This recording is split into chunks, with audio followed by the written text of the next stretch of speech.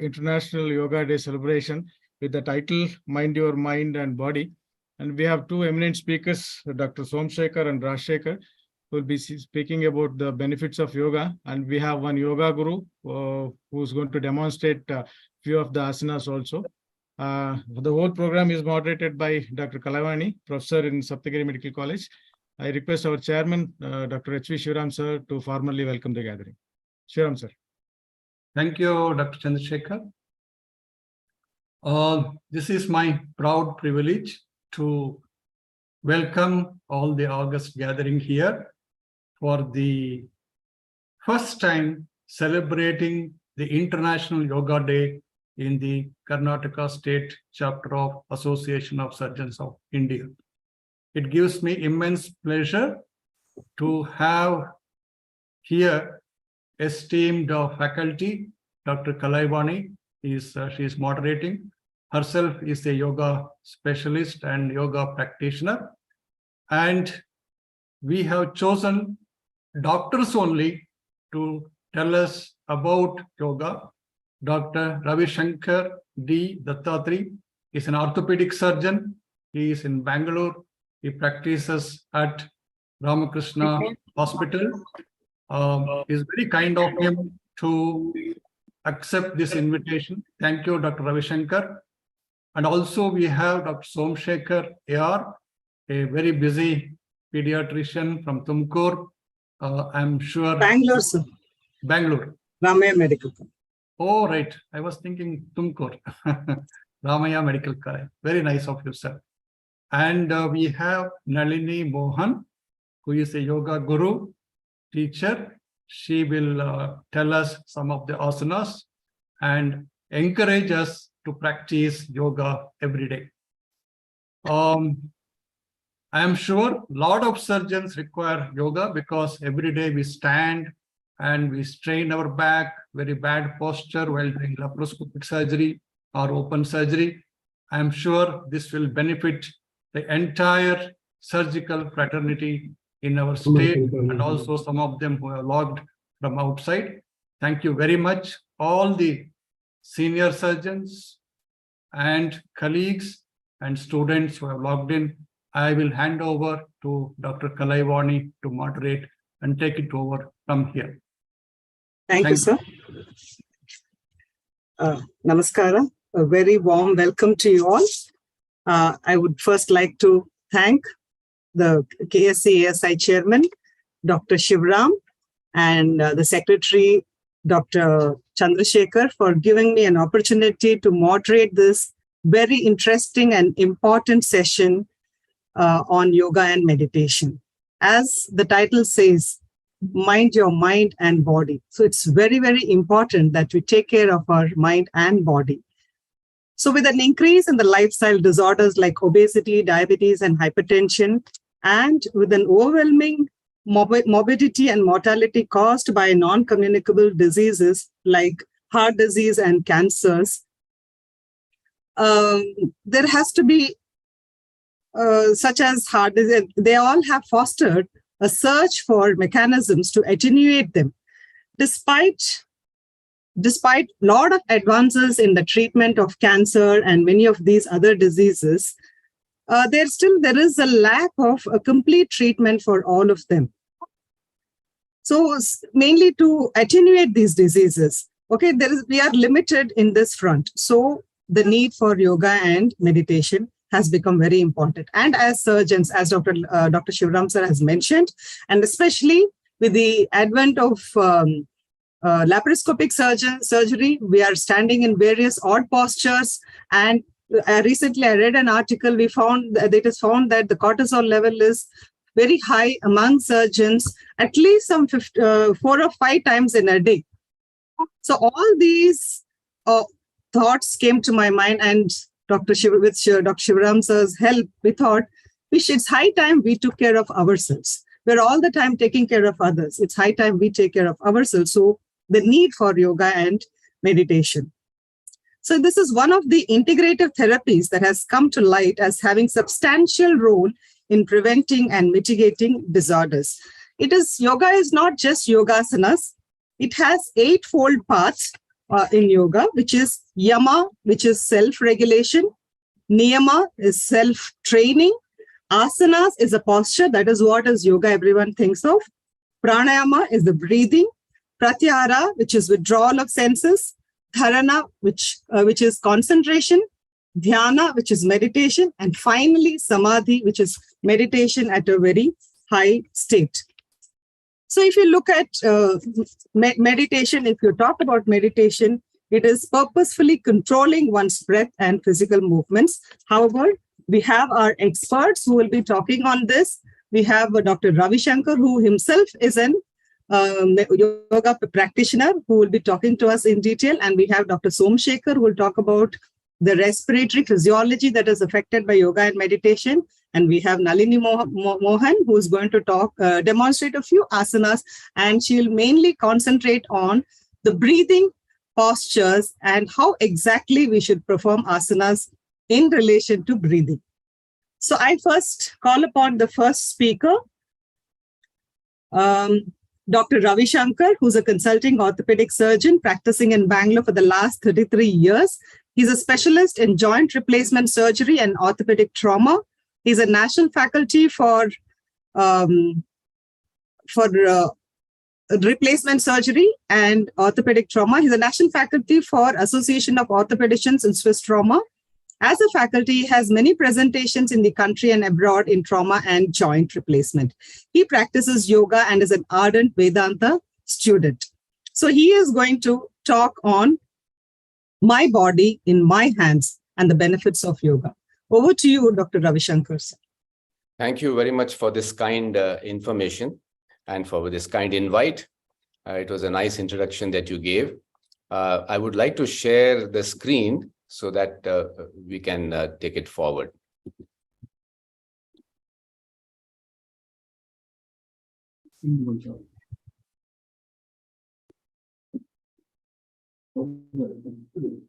Is it? Yeah. Yes. Yeah. It's All right. visible. Good. I begin this session with some questions. Do you feel tired by the end of the day or after a long surgical day? And most of us and most of you would say, of course, yes. The next is to think whether your body is tired by the end of the day. Of course, it's the body which is tired. What about your mind? Is the mind tired? The question arises, we often get up in the morning, we feel fresh in the body, but the mind is fatigued. So tiredness of the mind is not at the end of the day, but it can happen at any time during the course of the day. And what does one do for them? Everybody has their own ways of taking care of a tired body and a tired mind. And what can we do in these day-to-day situations? We move ahead and hope that we get answers by the end of this talk.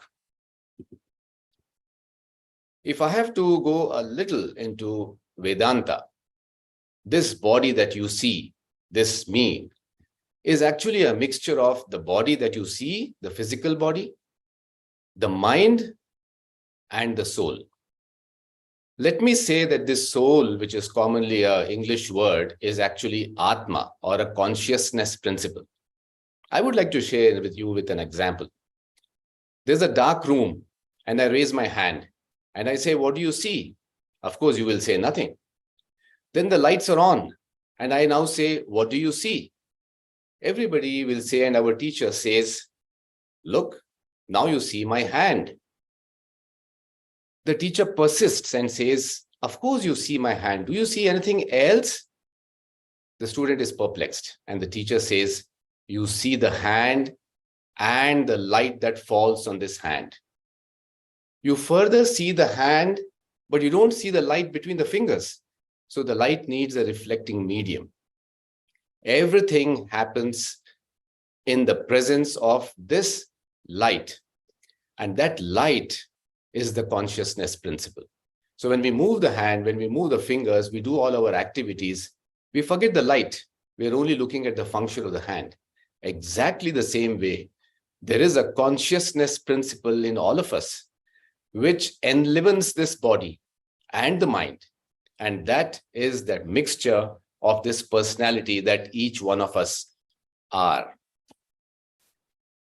I move to another small Panchakosha Viveka. And what does that mean? Am I this body that you see, the physical sheath? And you will think and say, no, there is something, a life force inside. Then am I that Pranamaya Kosha? You will say, hey, no, there is a mental sheath. There is mind much stronger than the two. I am not the Manomaya Kosha either. Then am I the Vijnanamaya Kosha? The part of the mind which is the intellect, which is the discriminating power that all of us have? And you will say, no, there's something beyond that. And that is that happiness, that Ananda, and that Anandamaya Kosha. But then you see and understand, if you think a little more about it, that there is an enlivening sentient principle which is beyond the Anandamaya Kosha, which is Atma. Why am I saying all this on this day of yoga? Because the topic is my body in my hands. My body in inverted commas means we must take care of this physical body as well as the mind. And this word, my hands, brings me to the fact that it is in our hands that we take care of our body and our minds. Like what Dr. Kalaivani was mentioning, you have been doing a lot for everybody. Time to take care of your body and your minds. How do you do that? I am reminded of that Bhagavad Gita verse in the 6th chapter, Atma Sanyama Yoga, which is the yoga of self-control. And the verse says, Uddharet Atmanatmanam Atmanam Avasadayet Atmaiva Yatmano Bandhuratmaiva Ripuratmanaha. It is you yourself who can elevate yourself. It is you yourself who can be your enemy and lead to your downfall. We, of course, will go to the benefits of yoga for surgeons. I take this opportunity once again to thank the Karnataka State Chapter Association of Surgeons of India, particularly Dr. Shivram and Dr. Kalaivani, to bring me over to this bandwagon and allow me to share some thoughts on this topic. Let us bow today, the International Day of Yoga, to this great sage of Patanjali, who gave yoga for peace and purity of mind. He gave grammar for clarity and purity of speech, and he gave yoga as the medicine for perfection of health.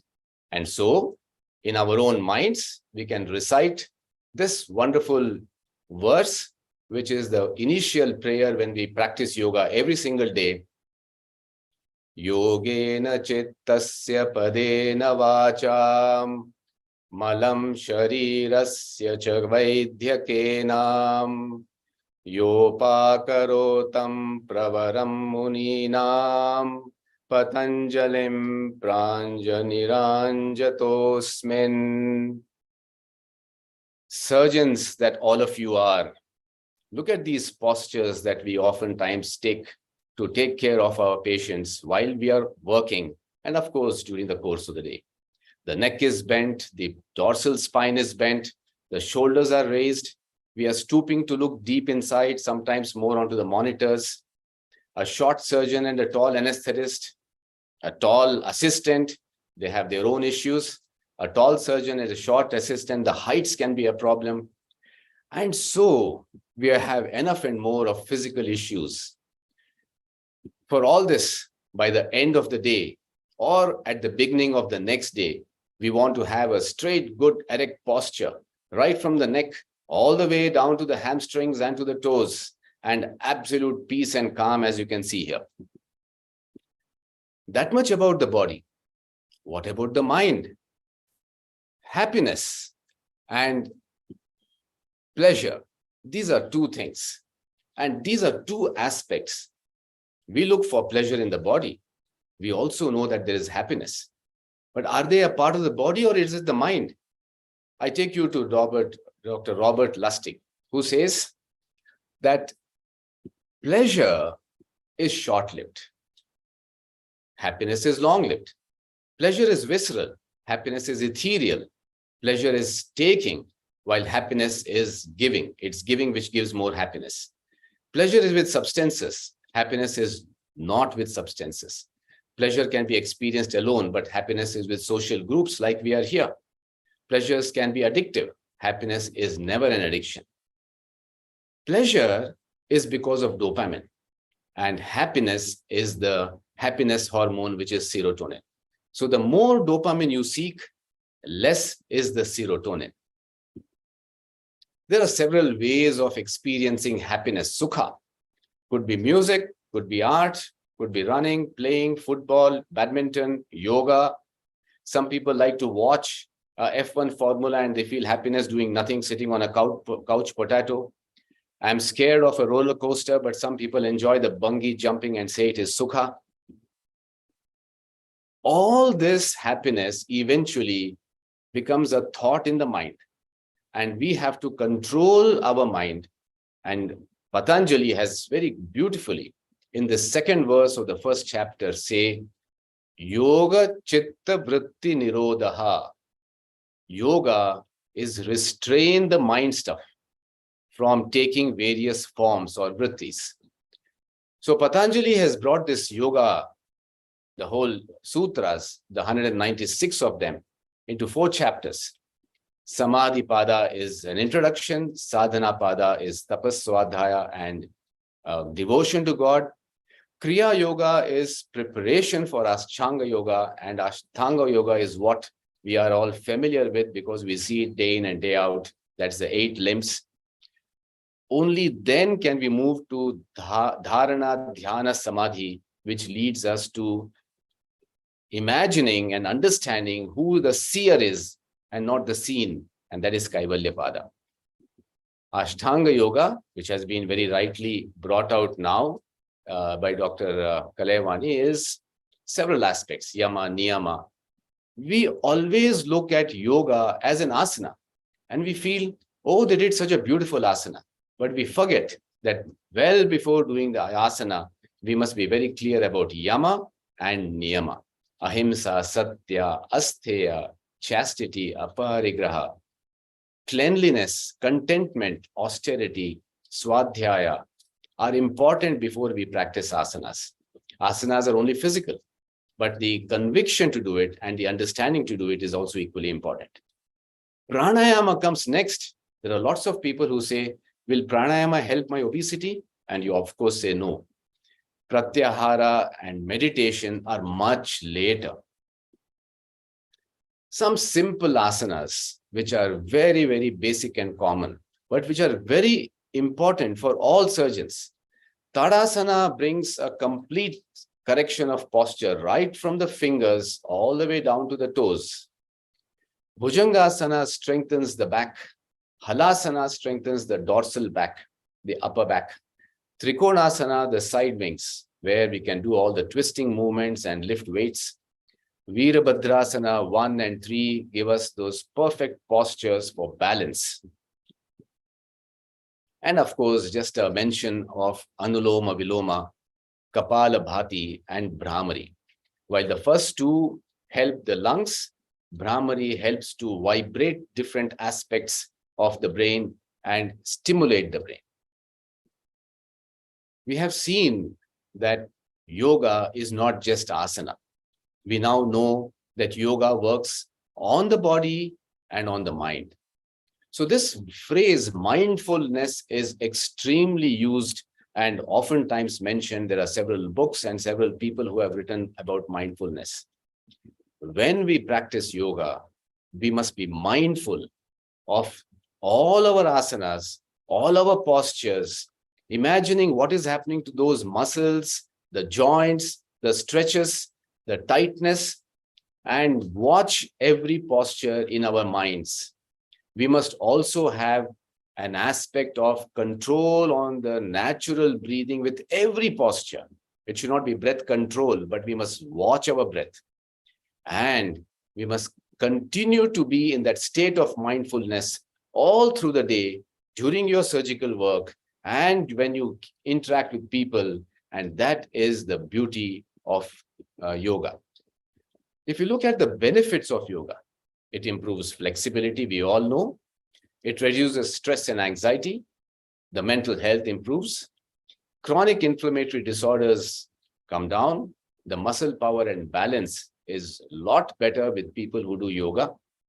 It is an interesting thing that in Taiwan, when I had gone once, a huge park, lots of elderly people, all were practicing the Qigong and the Tai Chi, and that gives them balance. So the indications of the problems of falls because of imbalance is minimized.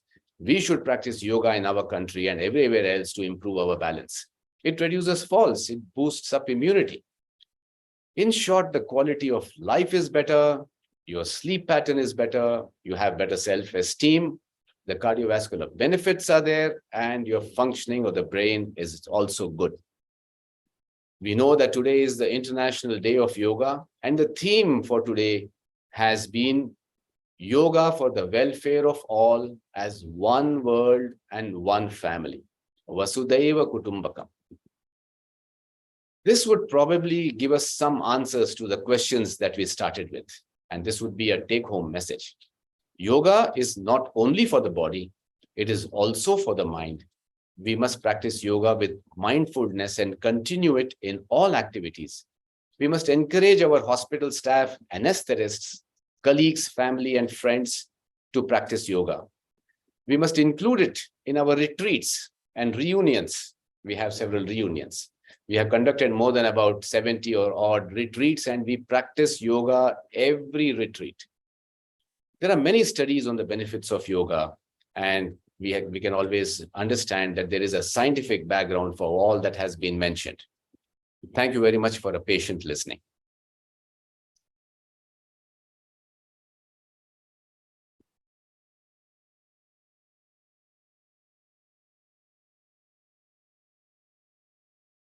Kalavani, you're muted. Kalavani, unmute. Sorry about this. So thank you so much. In a nutshell, you have briefly explained everything beautifully, like how the mind and body is well under our control, and it's time to start doing it by ourselves so that, we are able to face everything in life. As surgeons, we are under deep stress most of the times. So how yoga and meditation can keep us calm by increasing the serotonin level. That's what you have reiterated, sir. And as I was mentioning, studies have shown that how our cortisol level increases, which increases all the ill effects on the body, and how serotonin keeps us calm. So we will now move on to the next speaker, sir, but I would request you to please stay on for the question answer sessions. Sure. And so thank you, sir. Now we move on to the next speaker, Dr.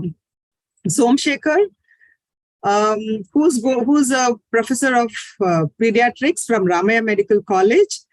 He has been secretary and president of Indian Association of Pediatrics State Respiratory Chapter, and he's currently the chief editor of Pulmoscan, executive editor of Journal of Pediatric Pulmonology, and he is also secretary of Indian Association of Pediatrics State Allergy Chapter in 2021. And he has served pediatrics community in various positions in the country. And he's a very spiritual person. I know him personally. He was a professor of pediatrics from Ramaiah Medical College. And we have a very good human being on to talk to us on the effect of yoga and meditation on the respiratory physiology. So the topic being, my lungs need to breathe.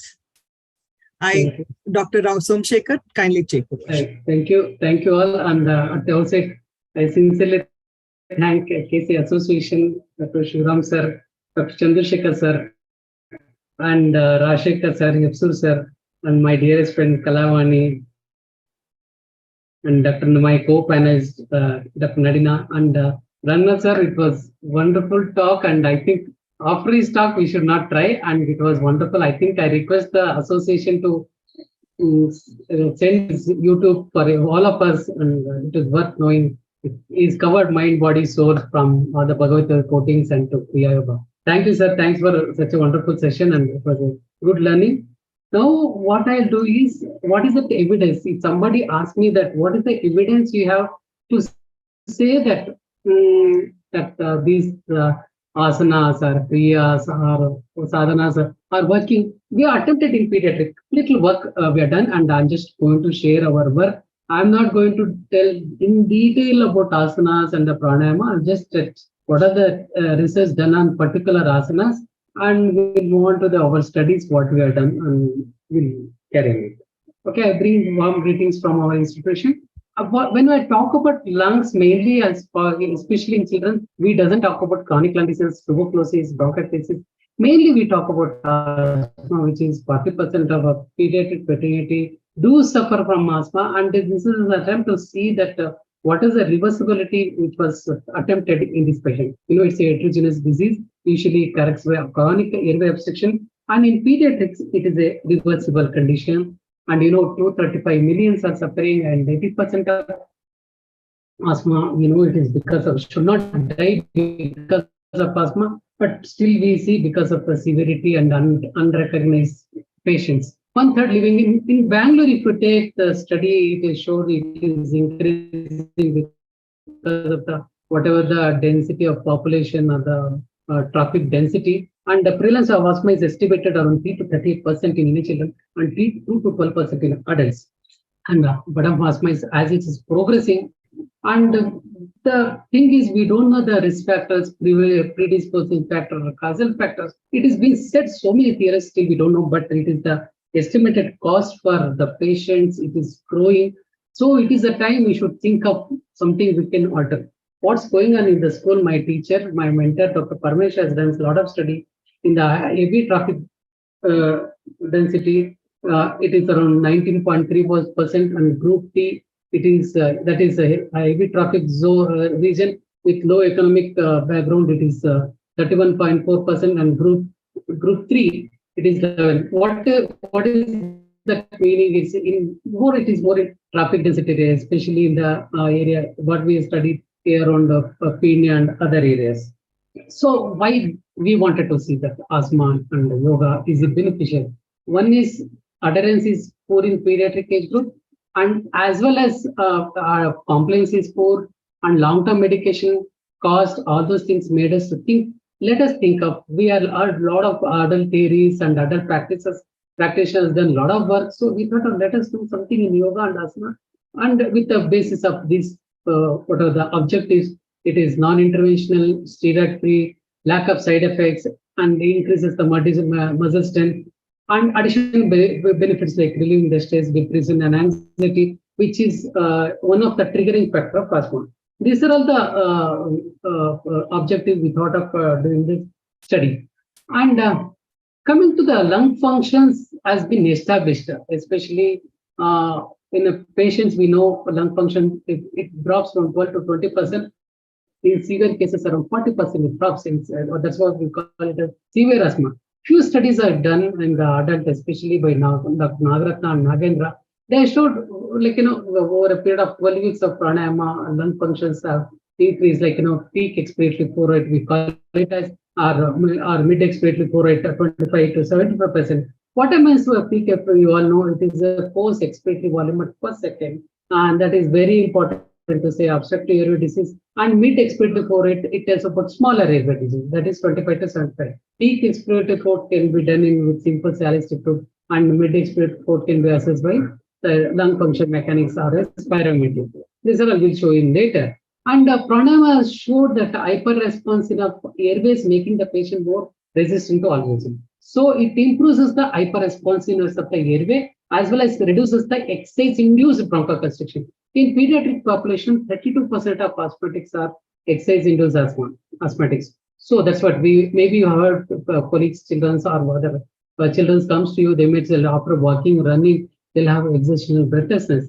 That is also related to excessive asthma. So pranayama, it is some objectives or some friends have showed pranayama has reduced the excessive asthma, as well as it improves decreases the hyperresponsiveness of the airway, and as well as the objective evidence of PF and mid expiratory flow rate has improved. So that is the objective. Apart from that, as I already mentioned about, because of the suboptimal adherence of medication and the exacerbation because of the stoppage medication, this is the thing we thought of traditional yoga, which connects with the mind, body, soul, and to practice the yoga. I'll just go through the yoga, and Sir has already explained what is yoga, pranayama. It is all unified asanas. The few Dr. asanas I Somshekhar, just, we lost your audio. sorry. Yeah. No. Yeah, you're back. Yeah. What few asanas I'll just mention and few pranayama I'll just mention, which is being used or in any studies of respiratory physiology and asthma if you take. These are all the pranayama and the yoga have been practiced. I'll just mention it. I'm not the authority to speak. Nalina will speak and Sarah has spoken. I'll just mention few asana where we can do the further studies.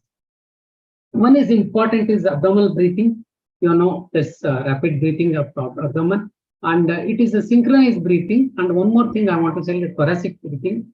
This is movement of chest. What I want to say, abdominal breathing once again, Bhastika, and one more is Brahmani.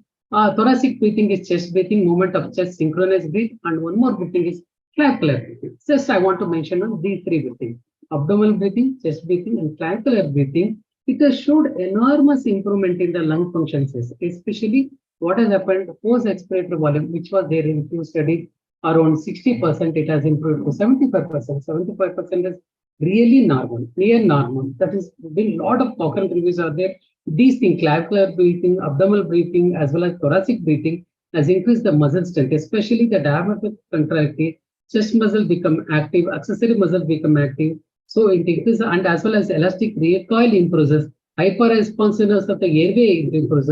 So it has showed a very good improvement in the lung function. That is one thing. As well as the rescue medicine required for the asthma has come down, as well as the exacerbation. After mentioning these things, I'll mention few of the breathing exercises which is used and which has got some evidence to say it has got an improvement. That is Kapalbhati. Baba Ramdev is the one highly practiced this thing, cleansing the breath, and it has shown it has many disorder, but what is that showed in related to the heart and lung? It improves the lung capacity, strengthens the heart, and also reduce the block in the blood vessels. Am I audible? Yes. Yeah. And another thing is Vastrika. That is the rapid veloz breath. That's rapid breathing. That it supports, it acts mainly on the parasympathetic nervous system, and it strengthens the lung once again by diaphragmatic contractility. Especially this Vastrika has shown it increases the tidal volume and the reservation. So whatever the acute exacerbation will come down because of the Vastrika. And one more thing is Samaruti Pranayama. That is the equal way of taking the breath inside and exhalation. Good inhalation, simple inhalation and exhalation. It has shown the lung capacity is improved and the circulations are improved. Slow breathing, inward and outward, as well as it keeps a calm, especially in the adolescent children. They have done a lot of study related to this. And we know psychological related exacerbation, what we call as a bunkers asthma and other things.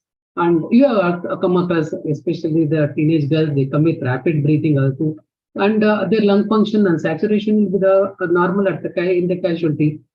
They have done few studies with Samariti Pranayama. It has showed lung capacity is improved and their exacerbation because of the panic attacks also come down. Another important, we all know about this asana pranayama is Nadi Shodhana Pranayama, that is alternative nostril breathing, and it is one of the commonest and popular practice. And the benefits of these things, combining all these things, it combines to allergies, especially if you take any treatment, if you take especially allergic rhinitis. And being from the allergic background, basically I'm a pulmonologist, and we have a lot of controlling medication. We have gone to the level of biologicals, but we are not assuring. Biological starting in the pediatric age group is a disaster, I tell you. So we should look into all the indoor pollution, outdoor pollution, triggering factors. Maybe simple teddy bears will be triggering the baby. Apart from this, whenever the children are able to do, introduce them to these kind of this thing, rather than putting them in research or long-term, whatever the medication want to look at, start with this thing, you want to know what is the outcome, what is the benefit they are undergoing. So what is the benefits that they combats the all allergies, asthma, and most breathing disorder, especially upper airway resistance syndrome, we call it as. What is the upper airway resistance syndrome? Because of the enlarged tonsils or the adenoids, they'll not be having sleep. The whole night they'll be snoring. they'll be sleeping, they'll have sleep-related apneas and other things. Especially this Samarthi asanas and pranayamas got good role in preventing this obstructive sleep apnea syndrome as well as upper airway resistance syndrome. These are the few benefits being noticed in relation to the yoga and pranayama and their help in reducing the airway responses. So other few pranayamas are fully pranayama. It's just taking just like a visual. And this actually they say when it is an exacerbation, we should not do this because the cold air can go and exacerbate the lungs. But in the long term, it has got its own benefit, and definitely it's like putting in a child to the swimming pool. In the initial days, they'll have the spasm and nothing. Over a period of time, they'll get adjusted to that. And I've seen a lot of children's improvement along with yoga. The swimming is a very good tool to improve the lung functions in patients with chronic asthmatics. To link the pranayama, basically, or sadhana pranayama, especially, it has got a very good benefit in long-standing chronic lung disease, especially severe persistent asthma with exacerbation. It has got its own role. And this sadhana pranayama, just like a hissing, it is also definitely clears the upper airway, clearing up the upper airway secretion. This has got a very good role. These are all called as pulling pranayama. One more thing is Brahmari pranayama. It's very good popular pranayama, especially they say for the migraine and hypertension and headache. But the studies have shown it has got a very good role in sinusitis and the recurrent rhinitis or chronic rhinitis causing this thing. It releases the phlegm from upper airway, and it is a very good sadhana, which simply, see, these asanas can be done anytime. We can just tell the children or adolescent, wherever it is not the time, place is required, they can just do. And whenever you are giving a prescription of any inert stars, ask them to do this also. And it has got a very good benefit. Apart from that, I'll just mention about these are the asanas being mentioned. And the one important vasana I want to mention is this Vajrasana, and as well as it also called as tiger breathing. Another is tortoise breathing. Tortoise breathes at least for 200, 300 days because they have very good slow breathing. They just and tiger, it has got a very slow movement, and with all the body movements and active muscles will be taken care when it comes to tiger. And what is that? These tiger breathing or Vajrasana as well as the tortoise breathing, it helps in pulmonary rehabilitation. Patients with bronchitis or tubercle-related long-term diseases, even cystic fibrosis, this has got a very good because these kind of children request the clearance of the airway secretions or get clogged, especially in cystic fibrosis. This kind of asana, Vajrasana, and one more dog breathing, one more tortoise breathing. All these things help in long-term chronic the management of chronic lung diseases. After this, these supine postures and other things helps in release of secretions. That's a different story. And these are finally this benefits of breathing exercises already mentioned. It is also doesn't help to improve the FE1, lung capacity, diaphragmatic contractility. Rescue medicines will be calmed down. Exacerbation also it improves the concentration. Calms down the main, and so many other done and carbon dioxide monitoring also done very good study. And they are also done with the sleep study that diaphragmatic contractility, it has shown very good this thing. After understanding about few of the pranayama exercises, these are the Padmasana. Padmasana, it of course they have been mentioned about emotional triggered asthma. And Vajrasana already mentioned. Once again, exercise triggered asthma will come down. And Rishikashana, this one, what they say is along with it is an add-on exercises along with all the asanas.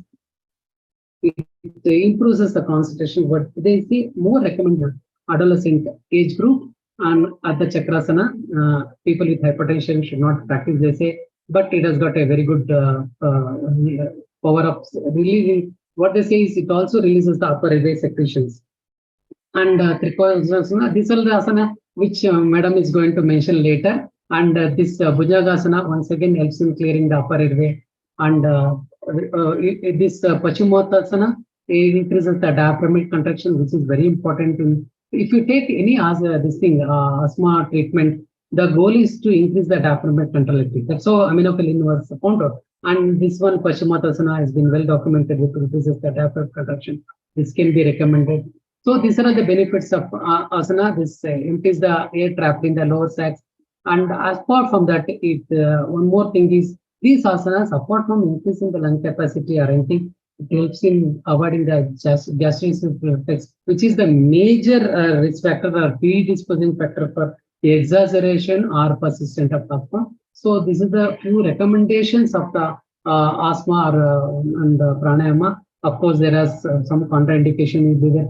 In pediatric, it is not much. In adults, so many are there. I think that should be checked. And today we have done Yoga Day. Once again, greetings of Yoga Day. And Surya Namaskara, I don't need to tell anything. It is the master of all the things. What I want to just mention it improves the documented reviews are there, research are there in improving functioning of the heart, lung, and enhancing the oxygenation and circulation. That's the benefit. So after understanding the basics of this pranayama yoga, let us understand few studies. So very good studies are there by very often studies and multicentric studies are there. The studies done by Tarun Saxena and Manjari Saxena has shown that on 50 cases of bronchial asthma with practicing for 20 minutes daily for 2 weeks, breathing exercise mainly improve the exercise, improve the lung function subjectively and objectively also, and should be regular. They are recommended. Of course, they are not said that it is the one of the mainstay of treatment. This is one of the ancillary treatment. Of course, in one more study, there was a 14 RCT with 824 questions. They said it is improved the quality of life. Okay, and asthma symptoms has come down. Of course, once again, this one in this, especially in this paper, I mentioned it can be ancillary treatment. It is not the mainstay of treatment, and it is a complementary intervention. So these are the few studies. After that, two more studies have shown that, especially our in Bangalore, Jigni Yoga Center, Dr. Nagaratna and Dr. Nagarendra has done a lot of study. I'm not the person to quote on them because they have done a lot of this thing. And pediatric, we have done only few study. In this, one of the study, it was very important. It is not only the they have mentioned of PFT, they have done very good asthma scoring also improved. And they have mentioned maybe what is the hypothesis? It also not only the physical activity of the respiratory muscles, it also they said about psychomotor factor in the asthma, which is a major component, especially in adolescent or adult. They said this is one of the qualifying factors to say to recommend yoga for bronchial asthma. And more study by Ramaprabhu et al. Has said once again, as in the previous study, I said it is both subjective and objective outcomes are well measured, and it is adding to the mind-body approach conventional care, result in measurable improvements in the lung functions and the symptoms. So, what is our study? We did the initial study way long back. Way long back that has showed very good. It's a follow-up study for 12 to 15 years has showed a very good improvement in the lung function, and it is some 900 children were evaluated, 49 children were planned, and that showed everyone has improved to almost 60% in second and third visit. This is one of the initial paper done. After that, we have done 2 more studies, and it is in some European journals showed that it is not only improved the 81% as well as it is improved the efficacy. Means it has got little role in the improvement of chronic lung disease or any restrictive lung disease. If it is going up, it has got a role. So it has not only improved the FE1 as well as FEC also. And one more, suppose we are given inhaler and we have stopped the medications. We want to do only pranayama. In that, we have seen very good improvement. 30 children were followed up. We have stopped the inhaler for some time, and asthma control test, which was my paper was there in the CAC, and it was showed that there is after 9 months, very few exacerbation was there. Rescue medicines were come down, and without medication, these children were able to maintain the lung function. But I don't know, the so many factors. Maybe the season, maybe they are outgrown the disease, and so many factors. But what I'm telling, this may be one of the important factors to mention. And we mentioned everything on this medication. What about the other stress? But some people, there's one more paper is there. I think one more paper says what they say is without medication, we just started. Without medication. I think time is shooting up. Can you conclude? Yes, sir. Yeah, So we'll that we'll has have shown more without medication interactive Interaction. also interactions. showed this thing. Yeah, Yeah, yes, one sir. more speaker. So these are the few studies and presented in American Thoracic Society last year. And to conclude the pranayama, mainly expiratory exercise, improves the lung function subjectively, objectively, and it is one of the, it has objectively showed that increases the lung function and the decrease of the hyperactivity, exacerbation, and it should not be, once again, we should not claim that it is a curative. It is definitely an additional add-on therapy for any patients. It is not only treats the asthma physiological nature, which is psychological nature also, it has got its own role. So with this, thank you all, and thanks for, I just overshooted the time. These are the, we do the, in the school and we teach the children. Thank you, sir. Thank you, Dr. Somsekhar. You have really enlightened us with the various capacities in lungs, which we surgeons have maybe a little bit forgotten about that, and how yoga and pranayama helps them improve their lung capacities. So that was really very informative, and probably you have given enough evidence to all the surgeons over here to take this as a challenge and start doing some kind of activities that is going to improve one's lung capacity and various other forms, like how Dr. Ravi Shankar has told how it's acting on the mind and body, and you have spoken how beautifully on its effect on the lungs. So before I go on to this, there is one question in the chat box. Dr. Shivram has asked, what is, does it have any effect when the person is at a high altitude? Dr. Somsekhar? The yoga as such, we should not attempt by recommending these children to the high, or adult also for that matter, high altitude. But what we have seen, especially those are regular trekkers and other things, those are into Himalayan sports and other activities. If you do, we have done the space sports evaluation for these kind of children. They have showed very good improvement. Without they just blow the capacity. They got the past history of whatever the exacerbation or family plasma. They should check their lung function and do. But practicing what they say somebody goes to Manasa Sarovara. Some groups, they start the work, they'll start preparing for 1 year, and they'll be doing that spirituality, meditation, and they'll start this exercise also, pranayama, and it is being shown, but there is we doesn't have evidence, but it has shown. But those are regular sports into that mountaineering and other things. It has been shown that they got a very good lung capacity. Thank you, Dr. Somsekhar. And Dr. Shivprakash. Ravi Shankar sir is telling. Yes, sir. So please. On that note, can I add a few points?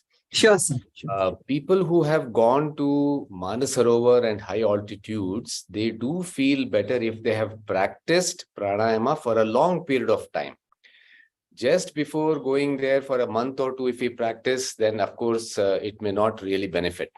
Point number 2, I have noticed when I went to Manasarovar, youngsters who are very well built, who are the gym kind of a body, who have got a lot of fitness, they suffer more at higher altitudes than these elderly people who were very easily able to do the parikrama. And the reason, which is very scientifically explained, is that the younger people have a very high BMI and they need larger amounts of oxygen at resting levels. So at lower altitudes, they suffer. Whereas the BMI for older people is less, and so their requirements of oxygen at rest is less. We have observed this. A colleague of mine who also was with me had real-time trouble and they had frothing. We had to rush him down to lower altitudes, whereas elderly people who in their 70s comfortably did the parikrama. Thank you. Ravi, Thank you, sir. What about elderly people with high BMI? If they are having very high BMI because of their very good physical fitness, then high altitude problems are not unlikely. Yeah, correct. So no, I was just interested because a lot of people develop high altitude sickness while trekking and all, but some people don't develop. So as you said, long-term yoga may prevent it. But what do you mean by long-term yoga? If I would make a suggestion, we all practice asanas. Very little time is given for pranayama. Anulom Vilom is all that is done. A little bit of Brahmari is all that is done.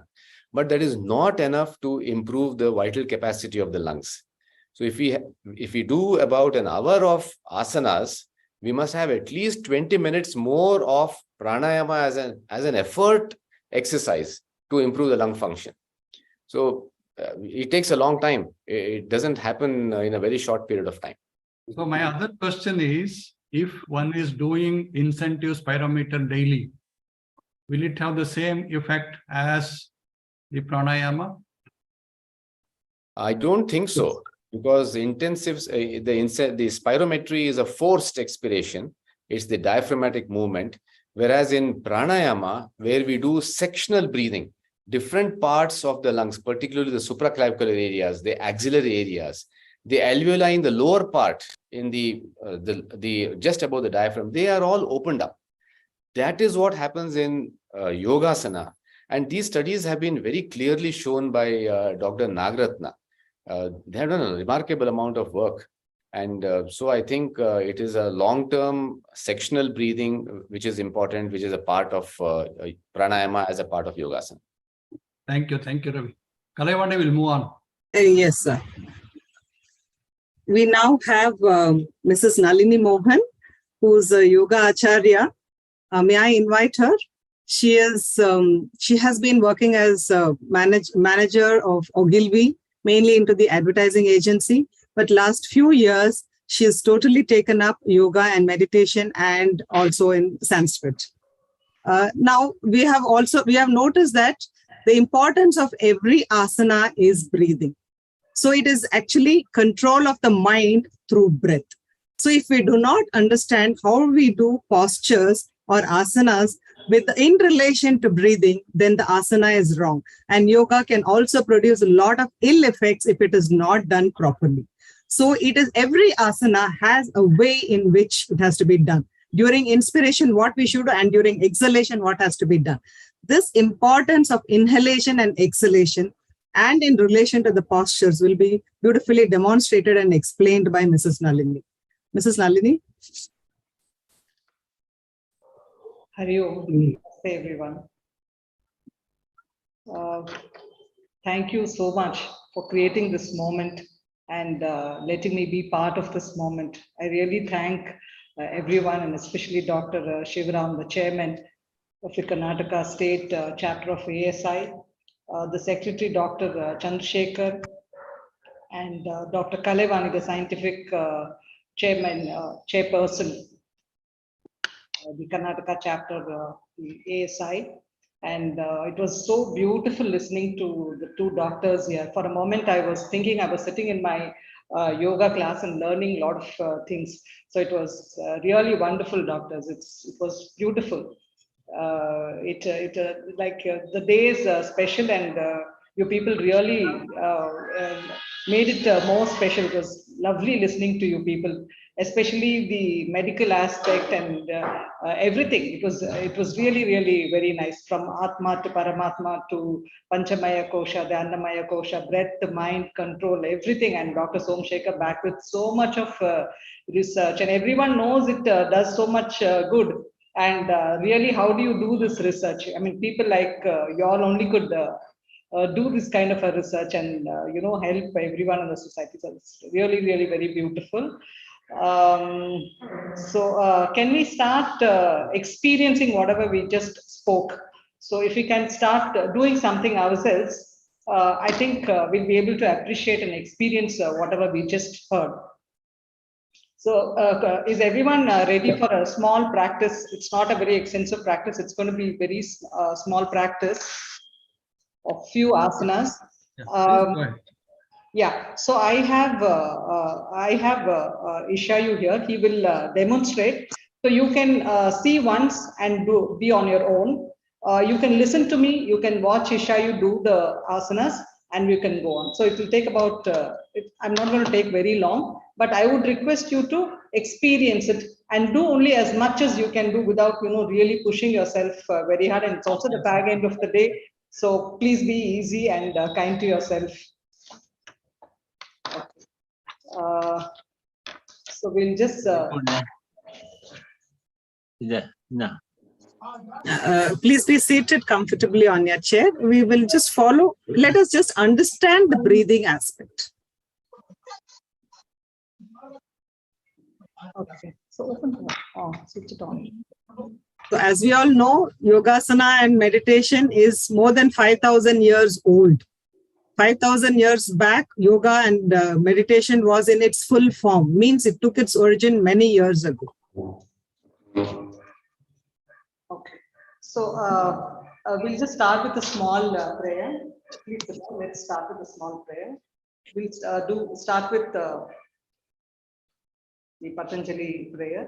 Yogena chittasya padena vacham malam sharirasya cha vaidyakena yopakarotam pravaram muninam patanjalim ranjaliranatosmi abhavu purushakaram shankhachakrasidharinam Sahasrashirasam Shvetam Pranamami Patanjalim Srimate Anantaya Nagarajaya Namo Namaha. Please keep your eyes closed and please breathe, just normal breathing, the way you generally breathe. Nalini, you can, the Sai's camera is not focused. I think we can't start. Is it fine, sir? No? But little more. Little more down. More down. All right. Yes. Is that fine? Yeah, that's Yes, good. yes. Maybe you can sit on the floor, I think. Sit on. You sit on the floor, yeah. Okay. So we'll start right now with You need to come to one side, like how we were sitting earlier. Yeah, this way. Yeah, that side. Then we can see Isha. Yes. Yes. Or, Yes. Okay. Isha, you can come more to your little left, little bit to the left. Yeah. Okay. Okay. In the meanwhile, please keep your eyes closed. Just take a few breaths.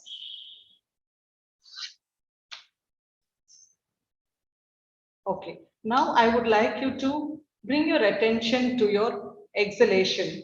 So to do that, please place one hand, your palm on your abdomen. Okay. Take a free inhale and now exhale. As you exhale, gently draw your abdomen in. Free inhale, exhale, gently draw your abdomen in.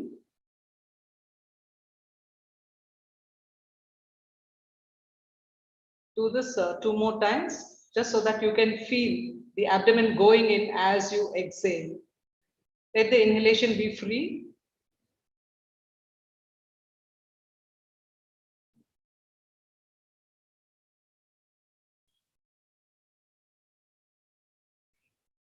Now, place your hand on the chest. Now we will bring our awareness to our inhalation. Okay. So now your exhale is free, your inhalation, we are going to focus on the inhalation. So gently inhale through your nose. You feel the air moving through your throat. Okay. And now you feel the chest is slightly coming forward. So that's what happens when you're inhaling. So exhale, gently draw your abdomen. So inhale, your chest comes out a little bit. 3 more times. Inhale into the nose, into the throat, the chest comes out a little bit.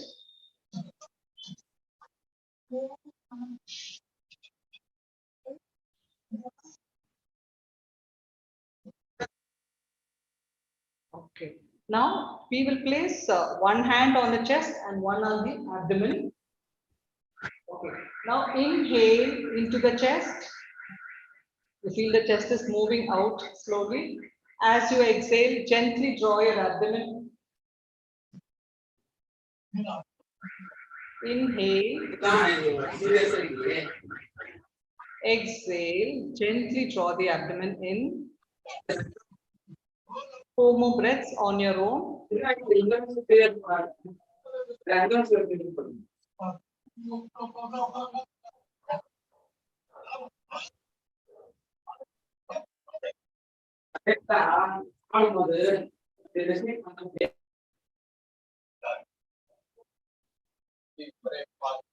Now bring your hands down. Take few normal breaths. Okay. Now we will do a few movements as an asanas. So we can see how we incorporate this breathing technique in our asanas. Please stand up. Okay. Now as Yeah, yeah, is that Yeah. all? Okay. yeah. Yeah. So as you inhale, take your left hand up, stretch. As you exhale, hand down. Inhale, the right hand up.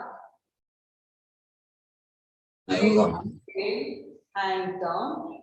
And you can fix your gaze to on the floor. So people who cannot stand, you can even be seated on your chair and just do this hand movements. So inhale, left hand up. When we say hand up, the entire spine is stretched. Exhale, hand down. Inhale, left hand up. Exhale, hand down. Okay, this time we will take both the hands up. Inhale, take both the hands up. And okay, inhale, take your hand up, take your hand up. Now you interlock your palm. Interlocking your palm is like this. Okay, interlock your palm and stretch up. Exhale, bring your hand down. Inhale, take your arms up. Interlock and stretch. So when you're stretching, your entire spine is stretching and your chest is open. Exhale, arms down. Please remember, while exhaling, stomach is drawn inside, abdomen is drawn inside. Okay, if there is any doubt whether you have to inhale or exhale, you can just exhale. Exhale. When in doubt, exhale. One more time. Inhale, take your hands up. Interlock and stretch nicely. Exhale, hand down. Relax. Okay. Now we will do Tadasana. Tadasana is the palm tree posture. So you just go up on your toes and stretch. So going up on the, I'll ask, see how to go up on the toes. So that is going up on the toes. Okay, that is going up on the toes. So what we do is, we'll do it simultaneously. As you go up on your toes, you have to take your arms up and join the palms. Right. That's okay. Now we've understood the toes. We can concentrate on the upper half. Okay. Okay. Yeah. So inhale, join the palm. As you exhale, come down. 2 more times. Inhale, go up on the toes. Take your arms up. Your whole spine is stretched. Your whole body is stretched. Exhale, come down. One last time. Inhale, take your arms up, go up on the toes. Join your palms. Stretch yourself nicely. Show the palms once. The palms are joined. Yeah, just show that.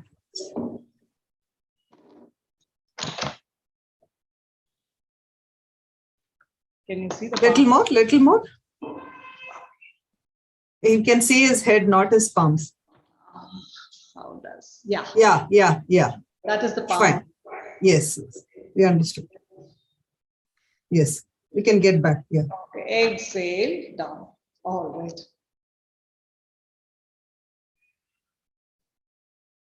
Okay, take a Okay. breath.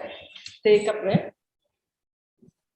Okay, now we will do something because we did a back arch 2 times. We will do a forward bend to relax the spine. Okay, so inhale, this is called Uttanasana, to lift your spine and stretch it. Inhale, arms up from the front. Exhale, gently draw the abdomen and go down. You can use your hip to go down. Okay, you can go down as much as you can. Inhale, come up. Exhale, arms down.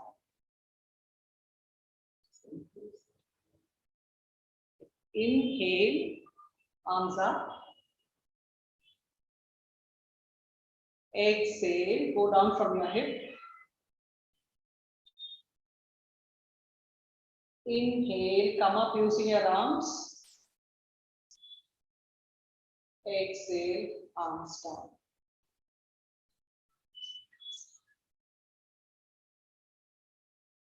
Okay. So now we will do something to work on your neck and your shoulder. So we will inhale, take the arms up and interlock. On exhale, we'll interlock your hand, bring it and place it on the back of your head, and your palms will be facing the ceiling. So Ishai will do it once. So inhale, take your arms up, interlock, exhale, place it on the back of the head with your palms on the ceiling. So can you see the palms? It's facing the ceiling. This palm is facing the ceiling. Inhale, arms up. Exhale, down. You can turn this side. We'll do it once more. So inhale, take your arms up. Exhale, arms on the neck, on the head, back of the head. Okay, you'll have to keep your head straight. Open your chest nicely. Yeah. Inhale, arms up. Exhale, arms down. Okay, now this time we'll be taking a hand slightly lower and place it on the neck. The same, the palms are facing the ceiling. You will be keeping the palms on the neck, the back of your neck. So inhale, stretch, exhale, bring your palms and place it on the neck. Yeah, now open your shoulder nicely.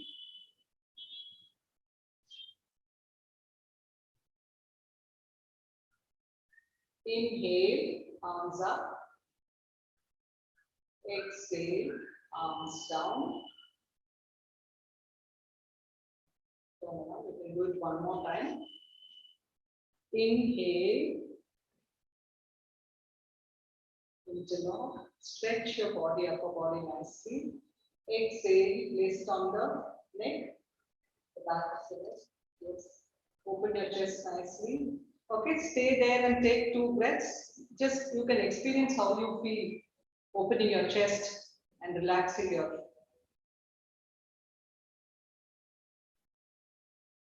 You can stay there and take 2 breaths. You can experience how it feels being there. Inhale, take your arms up. Exhale and come down. Okay. Now we'll do a simple twist. When I say twist, it is twisting of the spine itself. Okay.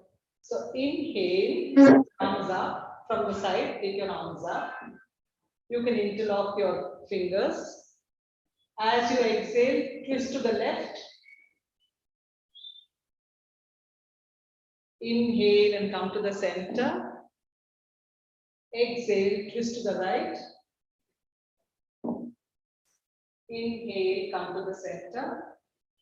Exhale, arms down. We'll do it 3 more times. Inhale.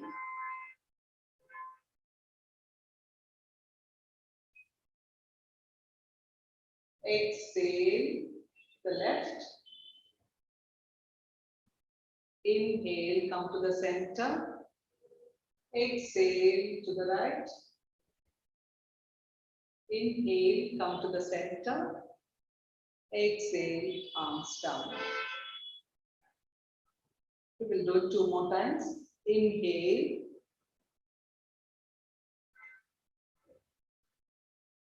Stretch. Exhale, twist to the left. Inhale, come to the center. Exhale, twist to the right. Inhale, come to the center. Exhale, arms down. One last time. Inhale, take your arms up. Interlock. Exhale, twist to the left. Inhale, center. Exhale, twist to the right. Inhale, center. Exhale, hands down. Okay. Now we will do one forward bend to relax the whole spine again, because we did back arches and twist. Okay, we will be doing Uttanasana again as a counter to whatever we just did. So Uttanasana is to take your hands from the front, take them up, stretch it is lifting of the whole spine, and as you exhale, you start drawing your abdomen and then go down from your hip. Go down as much as you can. Hold on to your ankle, knees, whatever. Inhale, come up. While coming up, use your upper body, your shoulders. Exhale, hands down. We'll do it 2 more times. Inhale, arms up. Stretch nicely. Exhale, start drawing your abdomen and go down from your hip. Inhale, come up using your shoulders and the arms. Exhale, arms down. Inhale, arms up. Exhale, draw your abdomen and go down from your hip. Inhale, use your arms and shoulder to come up. Exhale, arms down. Okay, just pause there, take a few breaths, rest. Okay, you can sit down. We will again do a few conscious breaths.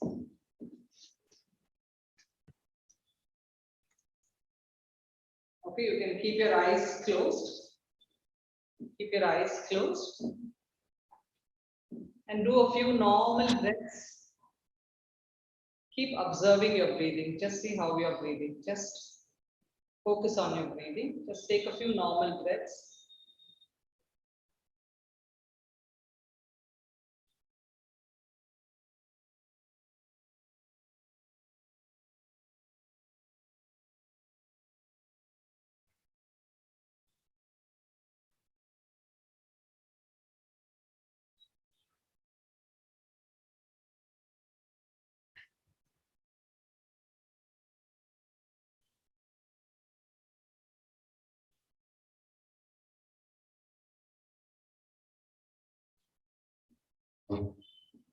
Okay, now rub your palms nicely. Rub your palms nicely. And place them on your eyes. And open your eyes into the palm.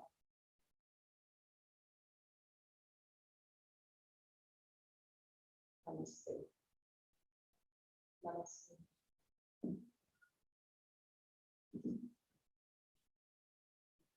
Yeah, I hope people could follow the instruction and do them. Yeah. Thank you. Thank you, Nalini. Thank you so much. This was mainly concentration on shoulders and spine because I specifically asked, as surgeons, teach us the minimum what we can practice every day for 5 minutes. If we do this, it's going to help us a lot. Do we have any questions for Nalini?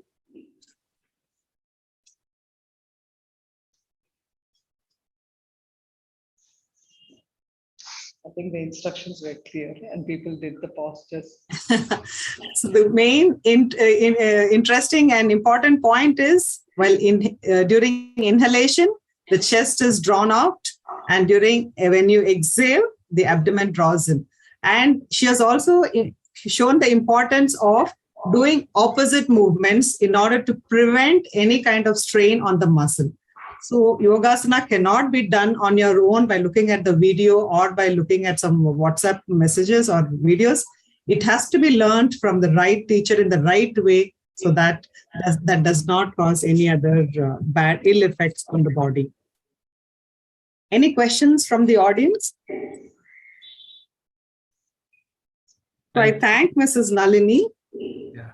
So you have any questions, sir? Shivram, sir? No, I have only appreciation because she showed the asanas very simply and also very carefully. As you said, all these things have to be learned under a guru or somebody who is experienced. Otherwise, it may have other effects. So it's important that even though she showed us and taught us today, that may not be enough. We have to do more and become experienced in this to practice. Thank you very much, madam. Thank you. Thank you. And there are a few questions which I'm asking on behalf of the other audience. For how long, like it was Dr. Shivram's question also, for how long you have to do these asanas or pranayamas to show some effect on the body? Dr. Ravi Shankar or Dr. Somshekhar, could you please? What is the evidence that showed in few papers, minimum 12 weeks? 12 weeks. 12 weeks. What are the lung Yes. functions? And all things? Yes. Various other studies which I went through also have shown minimum of 10 to 12 weeks to see the effect. Means in the next 2 to 3 months, we'll see the effects on our body. Yes. And minimum of 20 minutes ideal. 15 to 20 minutes. Nalini, and you have anything else to change on that? 15 minutes or 20 minutes? See, it all depends on how much time a person has. Now, we cannot force the person to do. But our acharyas have done pranayama for 1 hour. My teacher who teaches, he does pranayama in his classes. He makes us do pranayama for 1 hour. And I'm sure nobody has that kind of time. So I would, the way we would go is like, what is needed for you, for your body? You do those asanas, and definitely you provision time for your pranayama. That's very important. So if you're doing a 1 hour practice, it will be like 40 minutes of 30 minutes of asanas, 20 minutes of pranayama, and 10 minutes of cooling down, or 5 minutes of cooling down, which is very important, which is just breathing normally. After your entire practice is done, you just do a normal 5, 10, and then you go. Crackers outside, sir. There's Sorry. a yoga day. My area are celebrating yoga day. So she's Mrs. Nalini is my yoga teacher too. She has taught me, and these asanas, especially what we have been hearing from everyone, even for diabetes, there are asanas wherein the sugar can be well under control. And this morning, Dr. Chalani had brought a person who showed the kidneys recovering following some meditation. How it has happened, we do not understand, but the patient had come who's shown his kidney function improving. So we need a lot more research. Probably this should trigger some kind of research from all the doctors to show more results to the world from this ancient tradition of this country. So Dr. Ravi Shankar, sir, do you like to give any closing comments? Thank you very much. This has been a A wonderful program that all of you have put together and brought us all together. It's a new way of getting the doctors together to do Yogasana. We all do it on our own ways. I think I am Dr. Shivram's online batchmate with our yoga guru, Sri BK, Sri Raghavendra Shenoy ji of Niramaya Yoga. And we have been associated for very long time. He practices the Iyengar school of yoga. Earlier, we used to be associated with the Vivekananda Yoga School, which is slightly different in their methodology. The Iyengar school of yoga has a lot of importance to posture, maintaining the posture and mindfulness on the breath and the mind. So that, I think, makes a lot of difference than just doing the asana for the body. Thank you, sir. The injuries are much less in Yogasana. Thank you very much for this. Yes, sir. The precautions are very important, sir. People just do randomly and they say yoga is bad. It has to be done in the right way. Right. And as a last few comments, I would like to just mention on these hormones, which are totally related to yoga and meditation. One is the dehydroepiandrosterone sulfate, which is actually used as an anti-aging treatment, which is increased with meditation and yoga from studies. We have serotonin, which is called as a rest and fulfillment hormone. And the level increases both during the day and night. That is, they have checked the 5-hydroxyindole acetic acid, which is a byproduct of serotonin, has been found elevated during day and night following meditation. And we have the next hormone, that is gamma aminobutyric acid. That is how that is produced with yoga and meditation. This inhibitory hormone GABA is released. And this that is by shifting away the metabolism of glucose towards fatty acids and which as a primary energy source. And metabolomics is a new term which involves study of metabolites. That is in the research world now. Probably it should stimulate some minds to work on this. Thank you. I Thank you close very at this. much. Thank you very much, sir. Thank you very much, Kalaivani. Excellent. Thanks for the opportunity. And also, Dr. Kalaivani moderated very well. Anybody wants to speak? Siddesh, sir. Our past ASA president is here, Dr. Siddesh. Yes, sir, yes, sir. Rajgopal Shanay wanted to say a word. Yeah, I don't know. after you. Yeah, okay. Anyway, it's a very nice program, very well thought of. I think it just, if it could not only revisit all our minds to the advantage of practicing yoga, sometime or the other, I'm sure each one of us have got a little exposure. I was very lucky in my school days and in scouting, I could get exposure to yoga, and I've been practicing in patches later on after joining the college. But of late, for the last, after I left JSS, I've been practicing very regularly. And I cannot just emphasize how good, even today morning, my guru, I have a guru.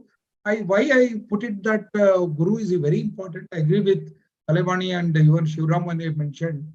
Guru is very essential because when, especially in the initial couple of years, I wouldn't say months, even years, it is required because your correction of your posture, breathing, and the duration of holding and stretches in particular position. Each one of it is important. And in these initial couple of years of reforming your body, as the body changes its, progresses and gets modified, your yoga postures also will change. So they also need to be fine-tuned at that particular time. That is what I observed for the last 7 years continuously. My yoga guru is continuously coming. What I do is I combine these activities with my weight training. So that has really added to my my overall health, I strongly believe. And just to say one word, I feel the same energy I have or even better than my college days. So this is my feeling. I don't know.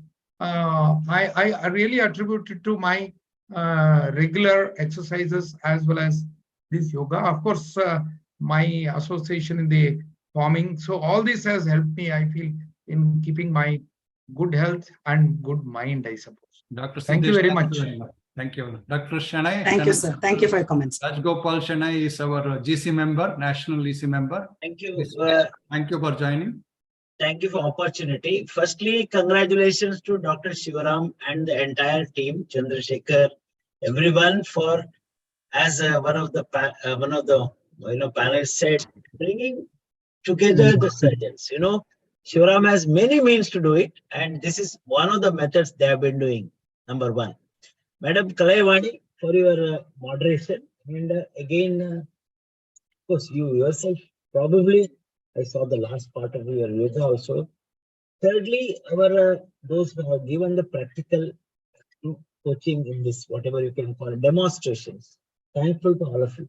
One important point which has been already mentioned, that yoga books and other things, theory you need a guru. I will have what we teach the students is practical things are never learned book side, but it is bedside. This is what we always emphasize. This is the same way practical issue. Lastly, yes, I envy Siddesh that I probably should have learned this 2 decades back. Anyway, thank you for this opportunity. Thank you, madam. It's never too late, sir. Nalini will agree with me. It's never too late. Yoga can be started at any age, but there are different asanas at different ages. Yeah. Dr. I'm Preeti- really, that way, I'm very grateful to Nalini because it was her who brought in shape into me, I can say. Otherwise, I was lost. I was Thank you. totally lost. Thank you. Dr. Preeti, you wanted to say something? Preeti? Unmute. Good evening, sir. Good evening, everyone. I personally don't have much experience of yoga. Actually, I learned for a month when I was doing my undergraduation. I'm more into walking and gym. So my experience is very less about yoga, sir. Right. I think time to start. So, Yes. Chandrasekhar, you want to conclude? Yes, sir. We'll conclude, sir. Yes. I think so. Yes, I sir. thank all the speakers. Thank you once again. Behalf Thank you, of sir. Thank you. Thanks for the And- opportunity. And all the audience, to all the participants and audience, and of course, our chairman and secretary. Thanks a lot, sir. May I say a prayer? Yeah, madam. Asato Masatkam. Yeah. Om Asato ma satgamay Tamaso ma jyotirgamaya mrityorma amritam gamaya.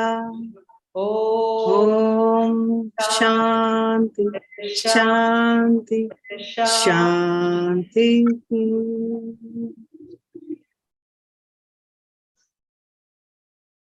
Thank you all. Thank you so much. Thank you very much. Good night, Right. everyone. Good night. Good night. Thank you, sir. Thanks, everyone. Excellent session. Thank you very much. Thank you, sir. Thank you, Ravi Shankar. A lot of appreciation for all speakers.